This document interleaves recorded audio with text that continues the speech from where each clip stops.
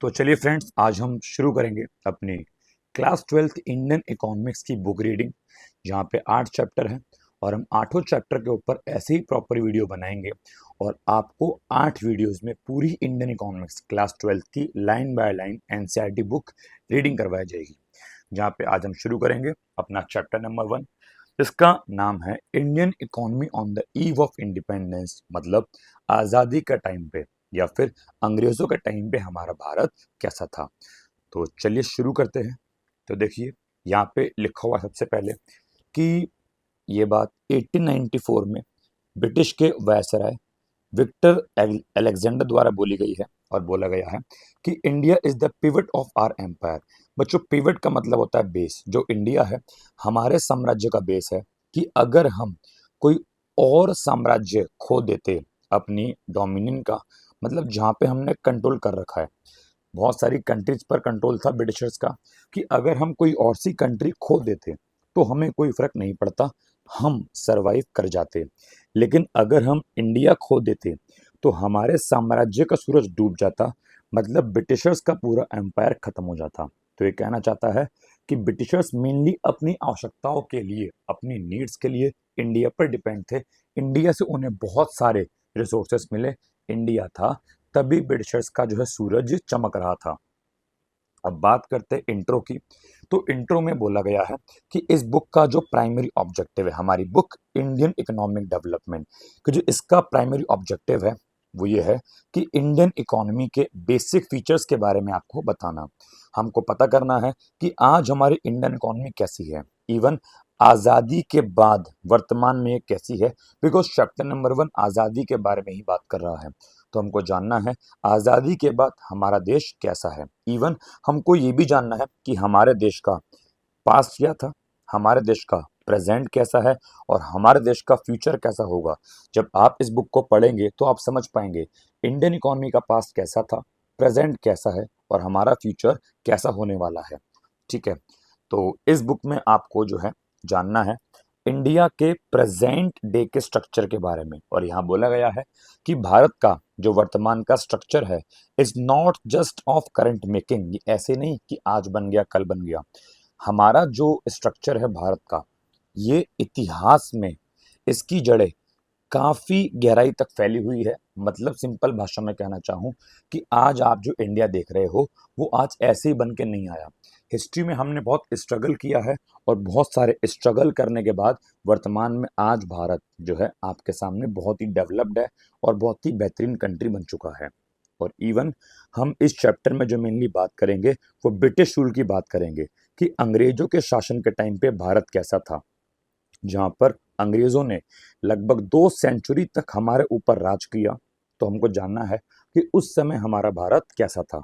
और 15 अगस्त 1947 को हमको क्या मिल गई, आज़ादी मिल गई और हम जो है इंडिया अंग्रेजों से आज़ाद हो गया।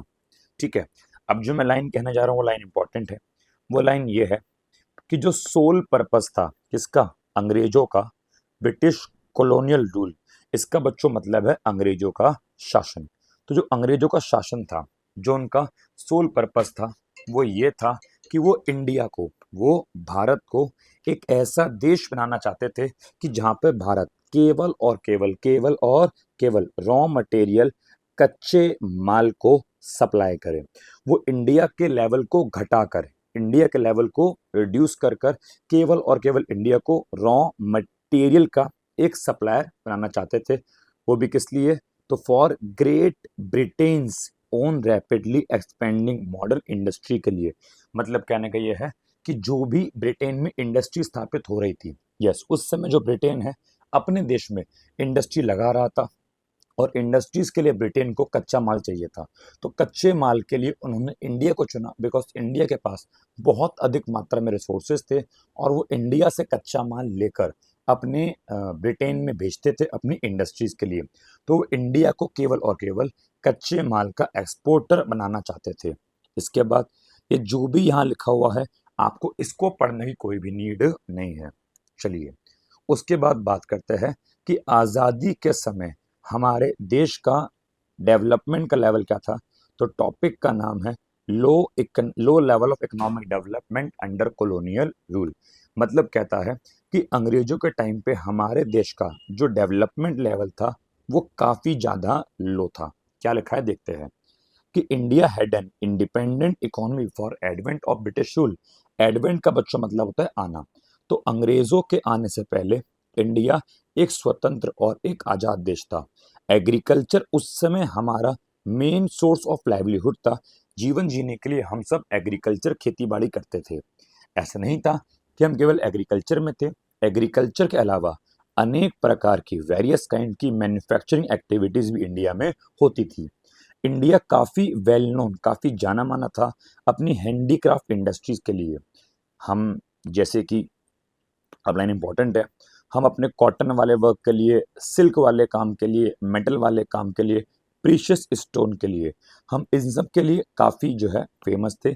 हमारा कॉटन में, सिल्क में, मेटल में, एक मिनट, कॉटन में, सिल्क में, मेटल में और प्रीशियस स्टोन में हमारा काफ़ी अधिक, काफ़ी ज़्यादा नाम था। These product enjoy world wide market. Yes, हमारी जो प्रोडक्ट थे पूरे वर्ल्ड में एक्सपोर्ट होते थे।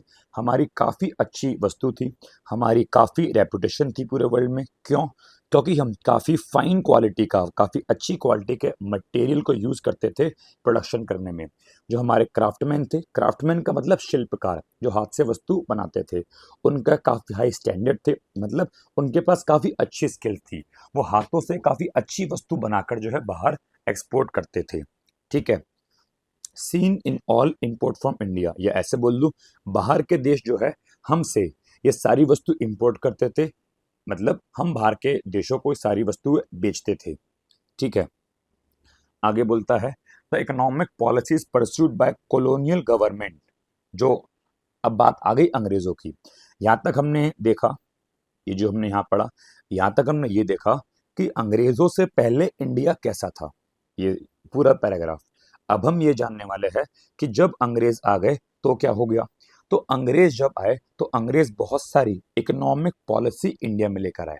उन्होंने जो भी पॉलिसी इंडिया में परस्यू की, परस्यू का मतलब लागू करना, उन्होंने जो भी पॉलिसी इंडिया में लागू की अंग्रेज सरकार ने, उनका जो कंसर्न था, कंसर्न माने फोकस, उनका फोकस केवल एक ही था, वो अपनी होम कंट्री का, इट मीन्स अपने इंग्लैंड का, अपने देश का प्रोटेक्शन और प्रमोशन चाहते थे। वो चाहते थे कि इंडिया में रहकर हम केवल और केवल इंग्लैंड को फायदा पहुंचाए।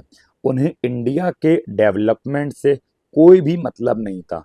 इंडिया बर्बाद हो, इंडिया खत्म हो जाए, उन्हें उससे कोई मतलब नहीं था। अंग्रेजों की जो पॉलिसीज थी उसने इंडिया में काफ़ी अधिक चेंज लाए। इंडिया का पूरा स्ट्रक्चर बदल गया। इंडिया पहले कुछ और था और अंग्रेजों के आने के बाद इंडिया कुछ और हो गया। इंडिया ट्रांसफॉर्म हो गया, लाइन इंपॉर्टेंट है, इंडिया ट्रांसफॉर्म हो गया, इंडिया बदल गया। किस चीज में? सप्लायर ऑफ रॉ मटेरियल, कि इंडिया अब केवल और केवल कच्चे माल बनाता था और ब्रिटेन की फैक्ट्री को सप्लाई करता था। और दूसरा यहाँ बोला गया इंडिया बन गया consumer of finish industrial production from Britain. इसका मतलब ये है कि ब्रिटेन में उनकी फैक्ट्री में जो वस्तु बनती थी, ब्रिटेन के लोग वो वस्तु इंडिया आकर बेचते थे।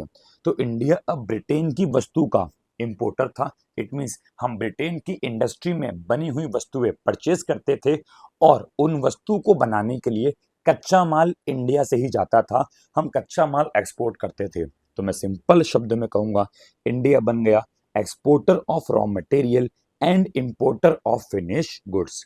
उसके बाद बोलता है कि ऑब्वियसली अंग्रेजों के शासन के दौरान, कॉलोनियल गवर्नमेंट के दौरान हमारा ग्रोथ काफी कम थी। अंग्रेजों ने कभी भी, नेवर, कभी भी कोई सिंसियर या कोई भी प्रॉपर अटेम्प्ट नहीं किए कि चलिए इंडिया की नेशनल इनकम निकाल लेते हैं या इंडिया की पर कैपिटा इनकम निकाल लेते हैं। भारत की राष्ट्रीय आय और पर कैपिटा इनकम निकालने के लिए अंग्रेजों ने कभी भी कोई भी प्रयास नहीं करे। बट अंग्रेजों के अलावा कुछ इंडियंस लोग थे जिन्होंने प्रयास करे थे, तो उनके नाम जानते हैं। तो बोलते हैं कुछ इंडिविजुअल अटेम्प्ट, कुछ सिंगल सिंगल लोगों ने प्रयास करे थे भारत की पर कैपिटा इनकम या फिर नेशनल इनकम निकालने के लिए। बट उन्होंने जो मेजर्स दिए, उन्होंने जो रिजल्ट निकाले वो कन्फ्लिक्टिंग थे। कन्फ्लिक्टिंग का मतलब उनके जो रिजल्ट थे आपस में कंफ्यूज कर रहे थे। किसी के अकॉर्डिंग कोई चीज ठीक थी तो किसी के अनुसार कोई चीज गलत थी। कुछ लोगों के नाम दिए गए हैं जिन लोगों ने कन्फ्लिक्टिंग या इनकंसिस्टेंट रिजल्ट को प्रोवाइड किया था, जैसे कि दादा भाई नौरोजी। दादा भाई नौरोजी जो है ये सबसे पहले व्यक्ति थे जिन्होंने भारत की नेशनल इनकम और पर कैपिटा इनकम को निकाला था। उसके अलावा विलियम डिग्बी, फिनले शिर्रस, वी के आर वी राव, एक नाम इंपॉर्टेंट है ये, तो वी के आर वी राव, ठीक है। उसके अलावा आरसी देसाई, तो इन सब ने जो है भारत की नेशनल इनकम और पर कैपिटा इनकम को निकाला। लेकिन जो मैंने बोला वी के आर वी राव, तो वो राव थे, वी के आर वी राव थे जिनके एस्टीमेट को, जिनके निकाले गए पर कैपिटा इनकम और नेशनल इनकम को काफ़ी सिग्निफिकेंट माना गया कि उनकी नेशनल इनकम और पर कैपिटा इनकम अच्छी थी। हावेवर मोस्ट स्टडीज, अधिकतर स्टडीज से चलता है पता कि जो कंट्री की उस समय ग्रोथ थी, या फिर बोलूँगा कि उस समय कंट्री का एग्रीगेट रियल आउटपुट का मतलब है रियल जीडीपी, उस समय इंडिया का जो रियल जीडीपी था वो कितना था, तो वो था लेस देन 2%, 2% से भी कम था। और उस समय इंडिया की जो पर कैपिटा इनकम थी, जो पर कैपिटा इनकम थी 0.5% ग्रोथ, वो केवल 0.5% थी, मतलब 0.5% पर ईयर थी। वो काफ़ी मीगर थी। मीगर का मतलब होता है काफ़ी कम थी, वो काफ़ी ज़्यादा स्मॉल थी, काफ़ी लो थी। और एक कब की बात हो रही है, तो बच्चों ये बात हो रही है first half of the 20th century, 20th century के पहले हाफ की बात हो रही है। अगर मैं बताना चाहूँ 20th सेंचुरी के पहले हाफ का मतलब क्या है, तो देखिए बच्चों 20th सेंचुरी का जो मतलब होता है वो होता है 1900 से लेके 2000 का समय, इसको 20th सेंचुरी बोलेंगे। अब देखो इसके होते हैं दो पार्ट, कितने पार्ट, दो पार्ट। एक होता है फर्स्ट हाफ, ठीक है, और बच्चों एक होता है सेकेंड हाफ। अगर हम बात करें फर्स्ट हाफ की, तो वो हो गया 1900 से लेके 1950 को फर्स्ट हाफ कहेंगे, और 1951 से लेके 2000 के बीच के समय को सेकेंड हाफ बोलेंगे। अब हमारे केस में जो बोला गया है वो इसकी बात की गई है कि जो फर्स्ट हाफ है किसका, 20th सेंचुरी का जो फर्स्ट हाफ है, उस समय हमारी जो जीडीपी थी, रियल जीडीपी था, वो 2% से भी कम था, वो 2% से भी कम था, लिखा है लेस देन 2%। और जो हमारी पर कैपिटा आउटपुट या पर कैपिटा इनकम थी वो 0.5% थी। 0.5% का बच्चों मतलब होता है वो केवल और केवल 0.5% से उसकी ग्रोथ देखी जा रही थी। तो डेटा काफ़ी इंपॉर्टेंट है आपके एग्जामिनेशन के एंगल से, और रियल जीडीपी लगभग हमारा 2% के आसपास था। चलिए अब बात करते हैं कि आज़ादी के समय हमारा एग्रीकल्चर सेक्टर कैसा था। तो बोला गया है कि इंडियन इकोनॉमी अंग्रेज़ों के टाइम पे फंडामेंटली, मतलब बेसिकली या शुरुआत से ही रिमेन्ड एग्रेरियन। इसका बच्चों मतलब होता है एग्रीकल्चर। एग्रीरियन मीन्स क्या होता है जी, एग्रीकल्चर। तो अंग्रेजों के टाइम पे हमारी जो इंडस्ट्री थी वो मेनली एग्रीकल्चर बेस्ड इंडस्ट्री ही थी, सॉरी इकोनॉमी थी। उस समय कोई इंडस्ट्री नहीं थी, सारा का सारा ध्यान हमारा केवल और केवल एग्रीकल्चर पे था। यहाँ बोला गया है कि लगभग उस समय विलेजेस में, गांव में रहने वाली 85% पॉपुलेशन, उस समय लगभग गांव में रहने वाली 85% पॉपुलेशन डायरेक्टली या फिर इनडायरेक्टली, मतलब किसी भी तरह से जो है वो एग्रीकल्चर पे डिपेंड थे। जो उनका लाइवलीहुड था, जो उनका जीवन यापन था, वो केवल और केवल एग्रीकल्चर से मिलता था। तो आप देख सकते हो एग्रीकल्चर ही उस समय काफ़ी मेन जो है चलता था। आगे बोलता है हाउएवर, हालांकि despite being the occupation of such large population, कि इतनी सारी पॉपुलेशन एग्रीकल्चर में होने के बावजूद भी, भाई देख रहे हो आप गांव के 85% लोग एंगेज थे, तो इतनी सारी पॉपुलेशन एग्रीकल्चर में एंगेज होने के बावजूद भी जो हमारा एग्रीकल्चर सेक्टर था, जो हम वेट ए मिनट, जो हमारा एग्रीकल्चर सेक्टर था continue to experience stagnation. Agriculture sector में स्टैग्नेशन था। बेटा स्टैग्नेशन का मतलब होता है किसी भी चीज की ग्रोथ का रुक जाना। जब ग्रोथ आगे नहीं बढ़ती, ग्रोथ रुक जाती है, उसको बोलते हैं स्टैग्नेशन। और आगे बोलता है नॉट इनफ्रिक्वेंटली, इसका मतलब होता है कि अक्सर वहां पे अनयूजुअल डेटोरिएशन। सिंपल भाषा में कहूं तो दो शब्द मेन है, स्टैग्नेशन एंड डेटोरिएशन। हमारा एग्रीकल्चर काफ़ी स्टैग्नेंट था, काफ़ी रुक चुका था। और डेटोरिएट इसका मतलब होता है खराब होना। एग्रीकल्चर सेक्टर काफ़ी खराब हो रहा था, उसमें कोई ग्रोथ देखने को नहीं मिल रही थी। हमारी एग्रीकल्चर प्रोडक्टिविटी जो थी वो काफ़ी ज़्यादा, एग्रीकल्चर प्रोडक्टिविटी हमारी जो है काफ़ी ज़्यादा लो हो चुकी थी। आगे बोलता है, हालांकि इन एब्सोल्यूट टर्म का बच्चों मतलब होता है क्वांटिटी।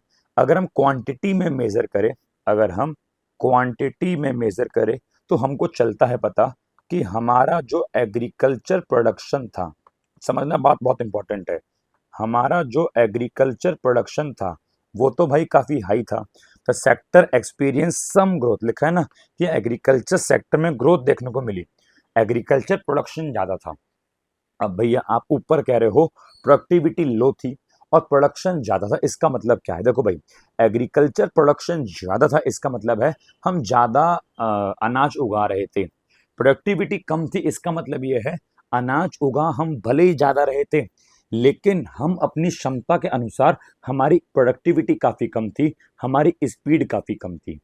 वो हमारा अनाज केवल इसीलिए ज़्यादा उग रहा था बिकॉज खेती बाड़ी करने के लिए, कल्टीवेशन करने के लिए हमारे पास एरिया काफ़ी एक्सपेंड था, काफ़ी ज़्यादा था। बिकॉज उस समय देश में कोई इंडस्ट्री नहीं थी, कोई बड़ी बड़ी कंपनी नहीं थी, तो देश में चारों तरफ उस समय खेती खेत थे, तो हमारे पास एरिया काफ़ी ज़्यादा था और बहुत सारे लोग हमने एग्रीकल्चर में एंगेज कर रखे थे, जिसकी वजह से हमारा प्रोडक्शन तो हाई था, लेकिन हमारी प्रोडक्टिविटी, उत्पादन करने की जो स्पीड होती है, जो क्षमता होती है, वो काफ़ी कम थी। आगे बोलता है, this stagnation in agriculture sector was cause mainly, तो जो इसका मेन रीजन है स्टैग्नेशन का बच्चों वो है लैंड सेटलमेंट सिस्टम। अंग्रेजों द्वारा लाया गया लैंड सेटलमेंट सिस्टम, जिसको हम लोग जमींदारी सिस्टम भी कहते हैं, जिसको भारत के बंगाल वाले इलाके में, जो बंगाल प्रेसिडेंसी थी, वहां पे उसको इम्प्लीमेंट किया गया था। जमींदारी पूरे भारत के अंदर नहीं थी, केवल बंगाल वाले एरिया में भारत ने जमींदारी नाम का सिस्टम लॉन्च कर रखा था, जो कि वर्तमान में अगर प्रेजेंट डे की बात करें तो जितनी भी हमारे ईस्ट के राज्य है, बंगाल है, आंध्र प्रदेश है, सॉरी आंध्र प्रदेश नहीं, हमारे बंगाल है, आसाम है, जितने भी हमारे ईस्ट के राज्य है, वहां पे पूरे एरिया में जमींदारी सिस्टम चलता था। ठीक है, the profit accruing out of agriculture sector, और आगे बोला गया है एग्रीकल्चर सेक्टर से किसानों को जो भी प्रॉफिट होता था उस समय जमींदार उस प्रॉफिट को रख लेते थे। ठीक है, कल्टीवेटर मतलब किसान, किसानों को वो प्रॉफिट नहीं मिलता था, उनकी बजाय वो सभी प्रॉफिट जमींदार के पास चला जाता था। वो बोलता है, हाँ वेवर, हालांकि बहुत सारे जो जमींदार थे, इसके अलावा जो कॉलोनियल गवर्नमेंट थी, अंग्रेज सरकार थी, उन्होंने कुछ भी नहीं किया एग्रीकल्चर के इम्प्रूवमेंट में। मतलब एग्रीकल्चर से प्रॉफिट होगा तो जमींदार और अंग्रेज सरकार रख लेंगे, लेकिन जब एग्रीकल्चर में डेवलपमेंट की बात की जाएगी तो जमींदार और अंग्रेज सरकार पीछे हट जाएंगे। आगे बोलता है, the main interest of the zamindar was only to collect rent regardless of the economic condition of the cultivator। जमींदार का जो मेन इंटरेस्ट था वो केवल इसमें था कि उन्हें कल्टीवेटर से, किसानों से केवल और केवल रेंट वसूलना है, केवल और केवल लगान वसूलना है। देखो मैं आपको जरा समझाने का ट्राई करता हूँ। देखो उस समय क्या था बच्चों, सिस्टम था जमींदारी का, जहाँ पे सबसे ऊपर थी ब्रिटिश गवर्नमेंट। ठीक है, उसके नीचे थे जमींदार और जमींदार के नीचे थे हमारे कल्टीवेटर या हमारे किसान। किसान खेती बाड़ी करते थे, ये जो भी खेती बाड़ी करते थे इसका कुछ हिस्सा जमींदार को देते थे, और जमींदार के पास जो हिस्सा आता था वो कुछ हिस्सा अंग्रेज सरकार को देती थी। जमींदारों को एक फिक्स डेट पर, एक फिक्स टाइम का, एक फिक्स डेट पर एक फिक्स अमाउंट का जो है लगान, किराया, फिर अनाज अंग्रेज सरकार को देना पड़ता था। अगर जमींदार टाइम पर जो है लगान नहीं दे पाएंगे अंग्रेज सरकार को, तो जमींदारों से उनके अधिकार छीन लिए जाएंगे। इसलिए जमींदार जो है किसानों की इकोनॉमिक कंडीशन को इग्नोर करते हुए, कि किसान के घर पे कोई मर गया या कोई बीमार है या बारिश नहीं हुई, किसानों की इकोनॉमिक कंडीशन को इग्नोर करते हुए जमींदार केवल और केवल किराया वसूलते थे, जिसकी वजह से किसानों के बीच माइजरी माइजरी मतलब अनहैप्पीनेस का माहौल बन जाता था, किसानों के बीच जो है सोशल टेंशन का माहौल बन जाता था। अगर बोला जाए तो to a very great extent काफी हद तक रेवेन्यू सेटलमेंट, जिसको जमींदार कहते हैं, तो काफी हद तक जमींदारी की जो टर्म्स थी, जो शर्तें थी, वो शर्तें ही जिम्मेदार है इन जमींदारों के लिए कि वो ऐसा एटीट्यूड या ऐसा बिहेवियर अपनाते थे। मतलब कहने का ये है कि जमींदार जो किसानों को मारते थे, पीटते थे, परेशान करते थे किराया वसूलने के लिए, तो जमींदारी सिस्टम में कुछ ऐसी शर्तें थी जिनकी वजह से जमींदार ऐसा बिहेव करते थे। और वो शर्त क्या थी? तो वो शर्त ये थी कि जो भी तारीख थी, रेवेन्यू मतलब वही किराया या फिर वही अनाज, रेवेन्यू को जमा करने की जो भी तारीख थी वो फिक्स होती थी कि फिक्स तारीख पर फिक्स अमाउंट का अनाज जो है जमींदार अंग्रेज सरकार को देंगे। फेलिंग विच, अगर जमींदार फेल होते थे तो उनसे जमींदारों से उनके अधिकार छीन लिए जाते थे, और जमींदार नहीं चाहते थे कि उनके अधिकार छीने जाए, जिसकी वजह से वो किसानों को मारते थे, पीटते थे और जो है किसानों को परेशान करते थे। इसके अलावा जमींदारी के अलावा बोलता है और भी रीजन थे हमारी लो प्रोडक्टिविटी के, जैसे कि टेक्नोलॉजी का लेवल काफी लो था, इरिगेशन की सुविधाएं बिल्कुल भी उस समय देश में नहीं थी, फर्टिलाइजर का यूज भी बिल्कुल ना के बराबर ही होता था। बोलता है इन सब ने, किन सब ने? एक तो जमींदारी ने, दूसरा लो लेवल ऑफ टेक्नोलॉजी ने, तीसरा लैक ऑफ इरिगेशन ने, और चौथा नेग्लिजिबल यूज ऑफ फर्टिलाइजर ने। बोलता है इन सब की वजह से जो किसान थी उनकी दुर्दशा काफी खराब हो जाती थी, जिससे कि एग्रीकल्चर प्रोडक्टिविटी का लेवल भी काफी डिसमल का बच्चों मतलब होता है लो, और प्लाइट का मतलब दुर्दशा, एग्रीवेट का मतलब होता है खराब हो जाना। तो किसानों की दुर्दशा काफी खराब हो जाती थी, और तो और एग्रीकल्चर का प्रोडक्टिविटी का लेवल भी काफी डिसमल, काफी लो हो जाता था इन 4-5 पॉइंट की वजह से। उसके बाद बोलता है there was of course some evidence of relatively higher yield of cash crop in certain areas of country due to commercialisation of agriculture. अब ये क्या होता है? कमर्शलाइजेशन ऑफ एग्रीकल्चर का बच्चा मतलब होता है जहां पे किसान खेती बाड़ी करता है मार्केट में बेचने के लिए और पैसा कमाने के लिए।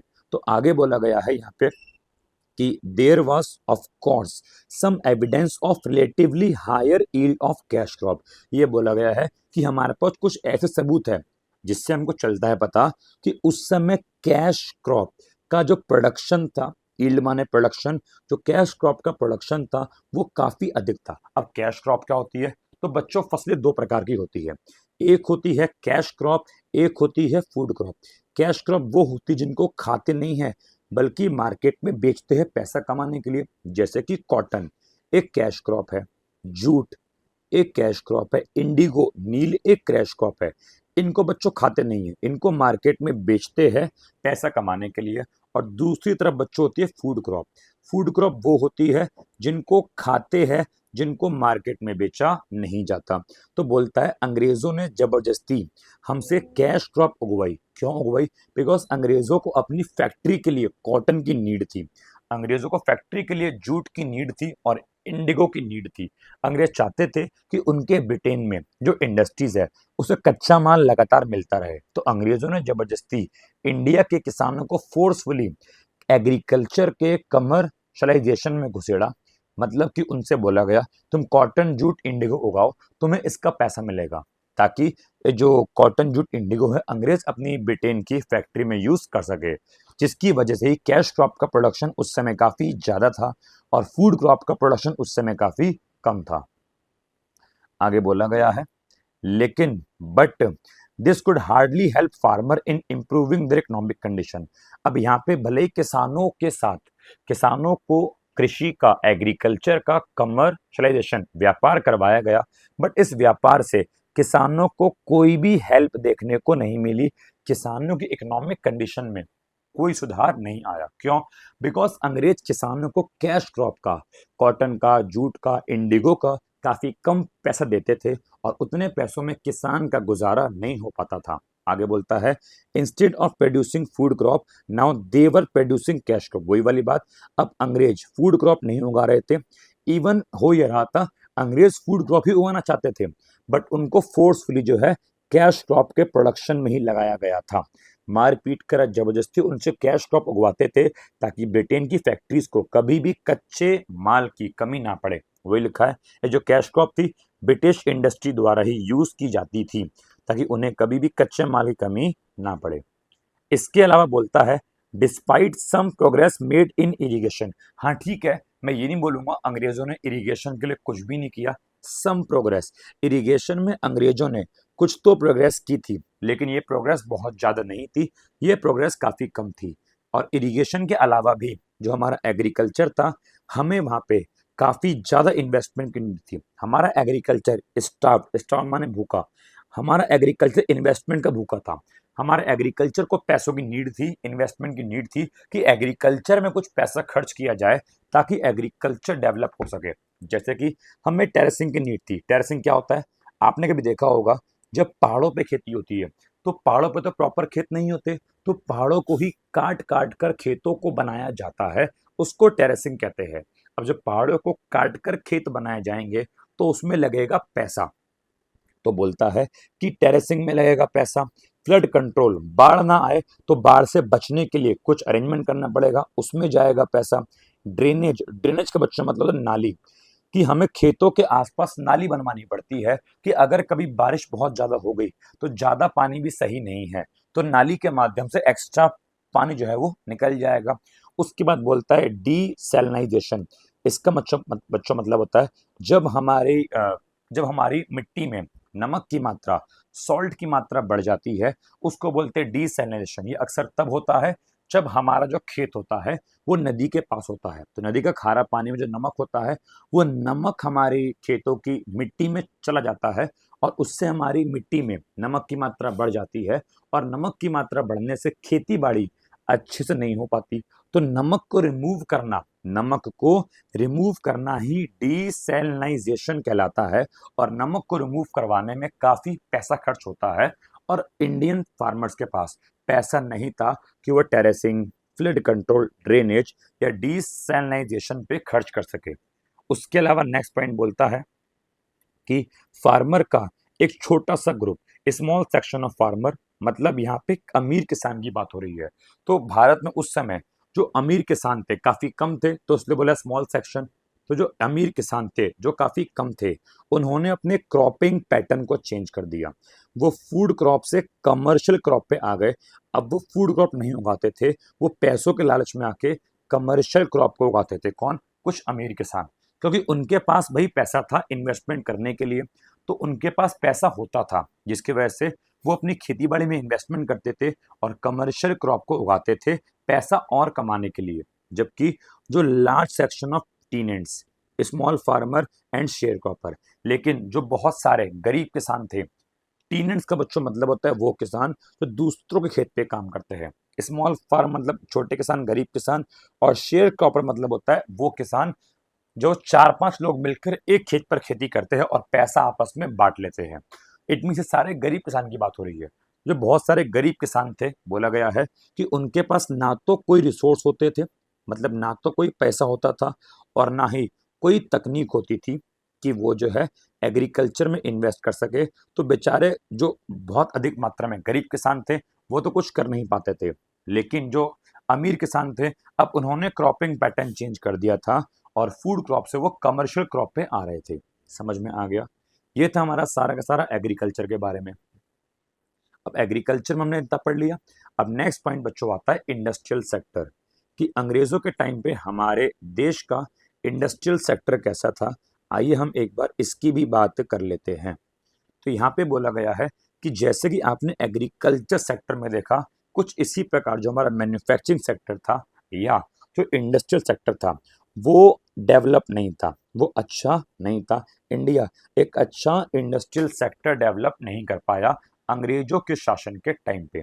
बोलता है हमारी जो वर्ल्ड फेमस हैंडीक्राफ्ट इंडस्ट्री थी वो भी डिक्लाइन हो गई थी, वो भी बर्बाद हो गई थी। कोई भी modern industry, no corresponding modern industry भी अब देश में नहीं आ रही थी, अंग्रेजों उनको भी आने नहीं दे रहे थे। आगे बोलता है the primary motive of the colonial government behind this policy. अब अंग्रेजों ने हमारे देश की जो इंडस्ट्री खराब करी, तो उस इंडस्ट्री को खराब करने के पीछे उनका प्राइमरी मोटिव क्या था? तो वो हमारी इंडस्ट्री को सिस्टमेटिकली डी इंडस्ट्रियलाइज, मतलब डी इंडस्ट्रियलाइजिंग का बच्चा मतलब होता है इंडस्ट्री को बर्बाद करना। अंग्रेज सरकार कुछ नहीं चाहते थे, वो केवल और केवल हमारी देश की इंडस्ट्री को बर्बाद करना चाहते थे। वो इसलिए भारत आए थे ताकि इंडिया केवल कच्चे माल को एक्सपोर्ट करे, इंडिया इंडस्ट्री के मामले में आगे ना बढ़े।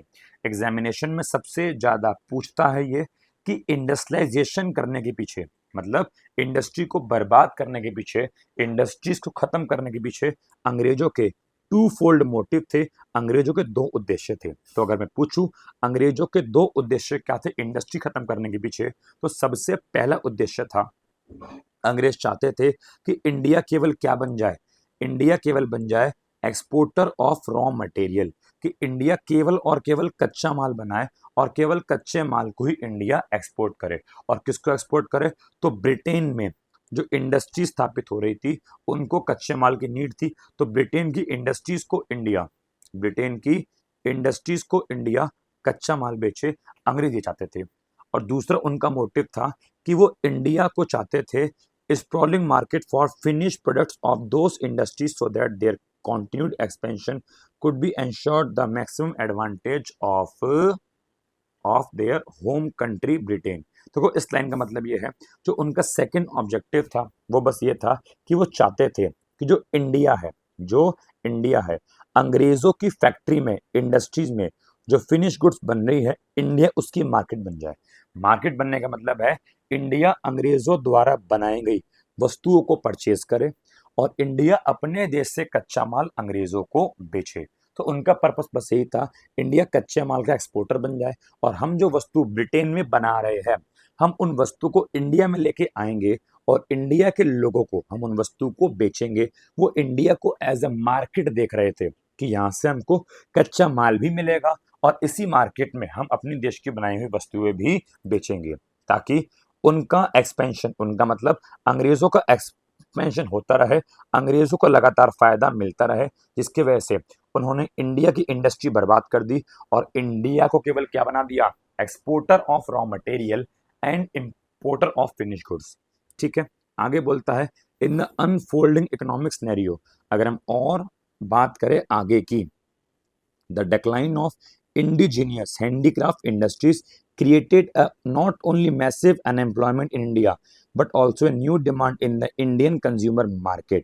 ये कहता है अब जब अंग्रेजों ने हमारी वर्ल्ड फेमस इंडिजीनियस मतलब स्वदेशी, हमारे देश की जब अंग्रेजों ने वर्ल्ड फेमस हैंडीक्राफ्ट इंडस्ट्रीज को बर्बाद किया, तो उस इंडस्ट्रीज के बर्बाद होते ही हमको दो चीज देखने को मिली। सबसे पहला, एक तो भारत में मैसिव अनएम्प्लॉयमेंट, बड़े लेवल की बच्चों बेरोजगारी फैल गई, बिकॉज जब इंडस्ट्री बंद कर देंगे तो it is very obvious industry बंद करते ही इंडस्ट्री के लोग बेरोजगार हो जाएंगे और भारत में बड़े लेवल की बेरोजगारी फैल जाएगी।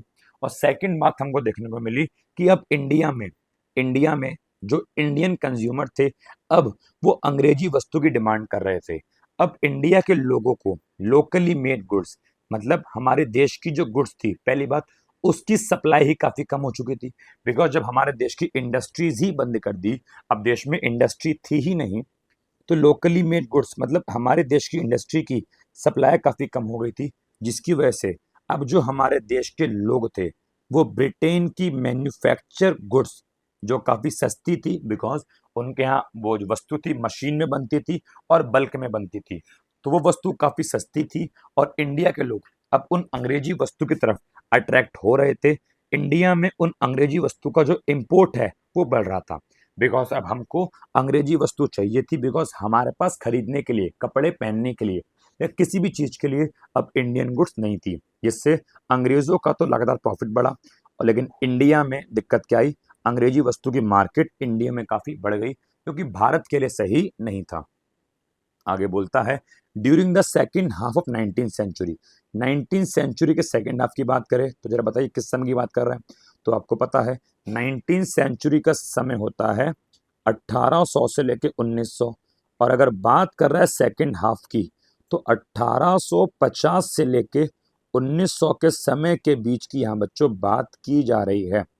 तो बोलता है 1850 से 1900 के समय के बीच, सेकेंड हाफ 19th सेंचुरी के बीच इंडिया में मॉडर्न इंडस्ट्री, आधुनिक उद्योग अब अपनी हौले हौले पकड़ जमा रहे थे उनकी प्रोग्रेस काफ़ी स्लो थी, एकदम से नहीं आ गए थे, काफ़ी हौले-हौले पकड़ को जमाया जा रहा था।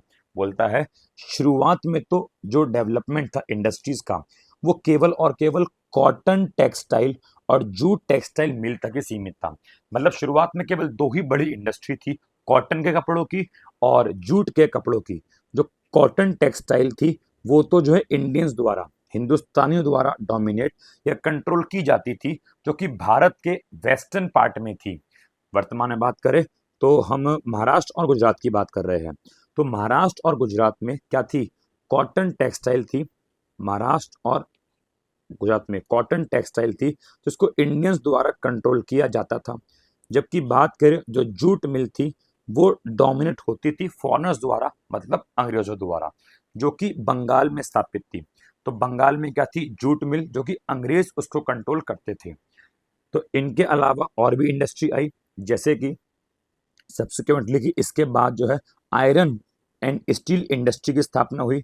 जैसे कि 1907 में भारत में 20 सेंचुरी के शुरुआत में, आपको पता है 20 सेंचुरी का मतलब 1900 से 2000 का समय, और उसकी बिगिनिंग की बात कर रहा है, शुरुआत की। तो मैंने वही तो बोला कि 1907 में 20 सेंचुरी के शुरू में एक आयरन और स्टील की इंडस्ट्री भी आई, जिसको बोला गया Tata iron and steel company.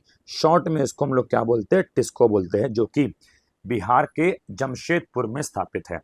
उसके बाद बात करें तो कुछ और इंडस्ट्रीज भी हमको देखने को मिली, कब? सेकेंड वर्ल्ड वॉर के बाद। और वो इंडस्ट्री थी कौन कौन सी? वो थी शुगर की, सीमेंट की, पेपर की। तो शुगर, पेपर, सीमेंट की हमें इंडस्ट्री सेकेंड वर्ल्ड वॉर के बाद इंडिया में देखने को मिली। तो ये था कुछ मॉडर्न इंडस्ट्रीज के बारे में। उसके बाद बोलता है उस समय कोई भी कैपिटल गुड्स इंडस्ट्री नहीं थी। हार्डली का मतलब ना के बराबर। तो उस समय कोई भी कैपिटल गुड्स इंडस्ट्री नहीं थी। बच्चों, कैपिटल गुड्स इंडस्ट्री वो होती है, यहाँ पे लिखा मीनिंग कि कैपिटल गुड्स इंडस्ट्री मतलब वो इंडस्ट्री जो मशीन वगैरह बनाती है, ताकि जिनके माध्यम से हम दूसरी कंजम्पशन गुड्स को बनाए। जैसे कि मान लीजिए आपने शर्ट पहनी है, तो शर्ट हमारी क्या है? ये शर्ट हमारी कंजम्पशन वाली गुड्स है, लेकिन शर्ट भी तो बनी होगी। तो शर्ट बनी किससे? सिलाई मशीन से। तो ये सिलाई मशीन भी तो कहीं बनी होगी। तो जो इंडस्ट्री इस सिलाई मशीन को बना रही है, जिसके माध्यम से आपकी शर्ट बन रही है, तो सिलाई मशीन बनाने वाली इंडस्ट्री को बच्चों बोला गया है कैपिटल गुड्स इंडस्ट्री। और यही बोला गया है कि उस समय हमारे देश में कोई भी कैपिटल गुड्स इंडस्ट्री नहीं थी। उनका डेवलपमेंट या उनका विकास काफी लो था। आगे बोलता है the establishment of few manufacturing units here and there was no substitute to the near wholesale displacement of the country's traditional handicraft industry। ये लाइन बहुत इंपॉर्टेंट है। ये बोलता है कि यहाँ वहाँ छोटी मोटी इंडस्ट्री जो हमने खोल दी थी, देखा आपने, टिस्को खोली, शुगर, पेपर, सीमेंट की इंडस्ट्री खोली। ये बोलता है कि हेयर एंड देयर, यहाँ वहाँ आपने जो भी इंडस्ट्री खोली, आप सोचो कि ये इंडस्ट्री डिस्प्लेस कर देगी, रिप्लेस कर देगी हमारी ट्रेडिशनल हैंडीक्राफ्ट इंडस्ट्री को। तो ये संभव नहीं था। हमारी ट्रेडिशनल हैंडीक्राफ्ट इंडस्ट्री के सामने तो छोटी मोटी इंडस्ट्री खोली, तो वो हमारी इंडस्ट्रीज को रिप्लेस नहीं कर सकती। आप बोलो कि हमने सब्स्टिट्यूट खोल दिया, तो भाई नहीं। हमारी ट्रेडिशनल इंडस्ट्री बहुत अच्छे लेवल की थी, यहाँ वहाँ छोटी मोटी इंडस्ट्री खोलने से हम उसको भूल नहीं सकते। आगे बोलता है furthermore the growth rate of the new industrial sector and its contribution to GDP या फिर जीवीए रिमेन वेरी स्मॉल। अब जो नई इंडस्ट्री छोटी मोटी खुल रही थी, उनका हमारे देश के जीडीपी या देश के जीवीए में कंट्रीब्यूशन भी काफ़ी स्लो था, बिकॉज अभी नई नई स्थापित हुई थी, तो वो ज़्यादा देश के विकास में योगदान नहीं दे पा रहे थे। उसके बाद बोलता है another significant drawback of the new industrial sector was the very limited area of operation of public sector. ये बोलता है कि जो नई इंडस्ट्री खोली थी, उसका एक ड्रॉबैक ये भी था कि पब्लिक सेक्टर का बच्चा मतलब होता है वो सुविधाएं जो सरकार द्वारा जनता को प्रोवाइड की जानी चाहिए। तो जो अंग्रेज न्यू इंडस्ट्रीज खोल रहे थे या अंग्रेज जो भी पब्लिक सेक्टर स्थापित कर रहे थे, वो काफ़ी लिमिटेड थे। मतलब जैसे कि अब अंग्रेज रेलवे लेकर आए, अंग्रेज बिजली पावर लेकर आए, अंग्रेज कम्युनिकेशन लेकर आए, अंग्रेज पोर्ट्स बंदरगाह बनाए, या और भी अंग्रेजों ने डिपार्टमेंटल अंडरटेकिंग मीन्स अंग्रेजों ने और भी कोई जो ऑफिस वगैरह बनाए, तो वो काफी कम बनाए, वो काफी कम बनाए, वो काफी कन्फाइंड, कन्फाइंड मीन्स वो काफी कम थे, काफी लिमिटेड थे। अंग्रेजों ने रेलवे, पावर जनरेशन, बंदरगाह, पोर्ट, वो केवल वहां वहां बनाए जहां जहां अंग्रेजों को नीड थी। आप सोचो, ये रेलवे या बिजली इंडिया के लोगों के लिए आया या भारत के डेवलपमेंट के लिए आया, ये संभव नहीं था। तो ये हमने पढ़ा किसके बारे में, इंडस्ट्रियल सेक्टर के बारे में, कि आजादी के टाइम पे इंडस्ट्रियल सेक्टर कैसा था।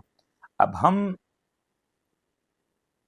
अब हम बच्चों बात करेंगे किसकी, फॉरेन ट्रेड की, कि अंग्रेजों के टाइम पे हमारे देश का फॉरेन ट्रेड कैसा था, विदेशी व्यापार कैसा था। ठीक है, देखो भाई क्या बोलता है, India has been an important trading nation since ancient, कि प्राचीन काल से ही इंडिया एक बहुत ही खूबसूरत और बहुत ही इंपॉर्टेंट व्यापार करने वाला देश रहा है।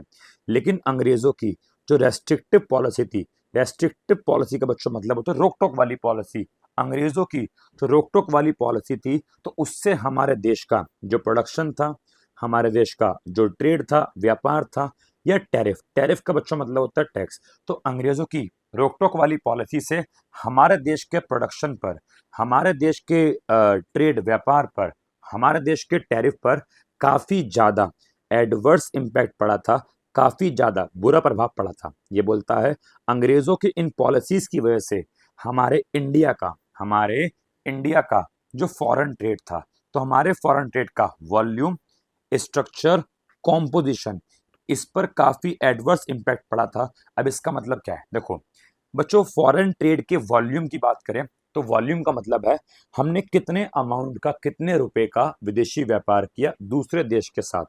स्ट्रक्चर एंड कॉम्पोजिशन की बात करें तो इन दोनों का मतलब सेम होता है। इसका मतलब होता है हम किस किस प्रकार की गुड्स एंड सर्विस का व्यापार कर रहे हैं, हम कौन सी गुड्स एंड सर्विस एक्सपोर्ट करते हैं और कौन सी गुड्स एंड सर्विस इंपोर्ट करते हैं, यहाँ पे इसकी बात बोली गई है। तो पूरा पैराग्राफ ये कहना चाहता है कि अंग्रेजों की जो रेस्ट्रिक्टिव पॉलिसी थी, उन्होंने इंडिया के फॉरेन ट्रेड को काफी बुरी तरीके से अफेक्ट किया। हमारा जो वॉल्यूम था, हमारा जो स्ट्रक्चर था, जो कॉम्पोजिशन था, उस पर काफी बुरा प्रभाव पड़ा। और कैसे पड़ा, तो देखते हैं। बोलता है परिणाम स्वरूप कॉन्सिक्वेंटली क्या हुआ, अंग्रेजों की पॉलिसी से क्या हुआ, देखते हैं। तो पहला, India became an India became an exporter of primary product. वही हमने पढ़ा था कि इंडिया कच्चे माल का एक्सपोर्टर बन गया। इंडिया केवल कच्चा माल एक्सपोर्ट करेगा, जैसे कि रॉ मटेरियल है, सिल्क है, कॉटन है, वूल है, शुगर है, इंडिको है, जूट है। इंडिया केवल कच्चे माल को एक्सपोर्ट करेगा। आगे बोलता है और क्या बन गया, और दूसरा बोलता है इंडिया बन गया importer of finish consumer goods, कि ब्रिटेन की फैक्ट्री में जो भी फिनिश गुड्स बन रही है, इंडिया उन्हें परचेस करेगा, इंडिया उन्हें कंज्यूम करेगा। जैसे कि कॉटन के कपड़े, सिल्क के कपड़े, वुलन के कपड़े, या कैपिटल गुड्स मतलब छोटी मोटी जो मशीन वगैरह है, ठीक है, जो कहाँ बनती है, ब्रिटेन की फैक्ट्री के अंदर बनती है। इंडिया इन छोटी मोटी मशीनों को, कैपिटल गुड्स को, कॉटन, सिल्क और वुलन के कपड़े को परचेस करेगा। तो अंग्रेजों की फॉरेन ट्रेड की पॉलिसी से सबसे पहला इंपैक्ट क्या पड़ा, इंडिया बन गया कच्चे माल का एक्सपोर्टर एंड फिनिश गुड्स का इंपोर्टर। ठीक है, उसके बाद बोलता है for all the practical purpose Britain maintain a monopoly control over India's export and import. ये बोलता है इंडिया का जो भी एक्सपोर्ट इंपोर्ट था, ब्रिटेन ने उसके ऊपर मोनोपोली कंट्रोल स्थापित कर लिया था। मतलब कहने का ये है, अब इंडिया का एक्सपोर्ट और इंपोर्ट ब्रिटेन अपने अकॉर्डिंग ही कंट्रोल करेगा, जिसकी वजह से as a result more than half of India's foreign trade was restricted to Britain, जिसकी वजह से अब इंडिया का आधे से ज्यादा व्यापार, 50% से ज्यादा व्यापार ब्रिटेन खुद अपने साथ करता था। मतलब एक तरफ इंडिया, एक तरफ ब्रिटेन, और इंडिया का 50% से ज्यादा व्यापार ब्रिटेन अपने ही देश इंग्लैंड के साथ करता था। और बाकी जो कुछ वस्तुएं, ये कुछ कच्चा माल बचता था, तो बचा हुआ व्यापार हम फ्यू अदर कंट्रीज जैसे कि चाइना, सिलोन जिसको श्रीलंका बोलते हैं अब, और पर्शिया जिसको हम ईरान बोलते हैं, तो बाकी बचा व्यापार इन तीन देश के साथ, चाइना, सिलोन, श्रीलंका और पर्शिया मतलब ईरान के साथ होता था। आगे बोलता है the opening of Suez canal. अब ये सुएज कैनाल क्या है, जरा इसको भी समझते हैं। तो अंग्रेज, यहाँ पिक्चर होगी कहीं पे, ये रहा, देखो भाई, सुएज कैनाल क्या समझते हैं? ये बोलता है कि जब अंग्रेज इंडिया से व्यापार करते थे, तो कोई यहाँ पे है लंदन, ठीक है, यहाँ पे है लंदन यूके, और यहाँ पे हमारा इंडिया है। तो पहले होता क्या था, ऐसे अफ्रीका की तरफ से घूम के इंडिया आना पड़ता था, जो कि काफी लंबा रास्ता था। अब हुआ क्या, अब यहाँ पे अंग्रेजों ने थोड़ी तोड़फोड़ करी और यहाँ के रास्ते को तोड़ा। यहाँ पहले पहाड़ थे, पत्थर थे, और यहाँ पे रास्ता बनाया पानी का, जिसको बोला गया सुएज कैनाल। क्या बोला गया जी? Suez canal. और अब बोला गया है कि अब अंग्रेज इतना लंबा घूम कर नहीं आएंगे अफ्रीका से, अब अंग्रेज यहाँ से ऐसे ऐसे ऐसे आएंगे, जिससे क्या होगा, काफी टाइम भी बचेगा और काफी पैसा भी बचेगा। तो यहाँ पे तोड़फोड़ करके अंग्रेजों ने रास्ता बनाया पानी का, जिसको सुएज कैनाल कहते हैं। और इसकी शुरुआत अंग्रेजों ने 1869 में की थी, और वही वाली बात जो है यहाँ पे की जा रही है। क्या बोला गया है, जरा एक बार देखते हैं। हाँ जी, वही वाली बात यहाँ पे की गई है कि जब सुएज कैनाल ओपन हुआ, जब अंग्रेजों ने रास्ता तोड़ के सुएज कैनाल को बनाया, तो इससे क्या हुआ, ब्रिटिश का जो कंट्रोल था इंडिया के फॉरेन ट्रेड पे, वो और इंटेंसिफाइड हो गया, वो और बढ़ गया। मतलब अब अंग्रेज और अच्छे से इंडिया का व्यापार को कंट्रोल कर रहे थे। उसके आगे बोला गया है, the most important characteristic of India's foreign trade. इस टॉपिक में सबसे मेन पॉइंट क्या है, तो ये है कि अंग्रेजों के टाइम पे इंडिया को एक्सपोर्ट सरप्लस होता था। एक्सपोर्ट सरप्लस का बच्चों मतलब है इंडिया को फॉरेन ट्रेड में प्रॉफिट होता था, बिकॉज हमारा इंपोर्ट काफी कम था, एक्सपोर्ट काफी ज्यादा था। और जब देश का इंपोर्ट कम होता है, मतलब हमें पेमेंट कम करनी है, और एक्सपोर्ट ज्यादा होता है, मतलब हमको पैसा मिलेगा ज्यादा। तो जब देश का एक्सपोर्ट होता है ज्यादा, इंपोर्ट होता है कम, तो देश को एक्सपोर्ट सरप्लस होता है। और उस समय इंडिया को भी एक्सपोर्ट सरप्लस होता था, लेकिन आप सोचो, इंडिया को ये प्रॉफिट बहुत ही आसानी से होता, तो नहीं, ऐसा नहीं है।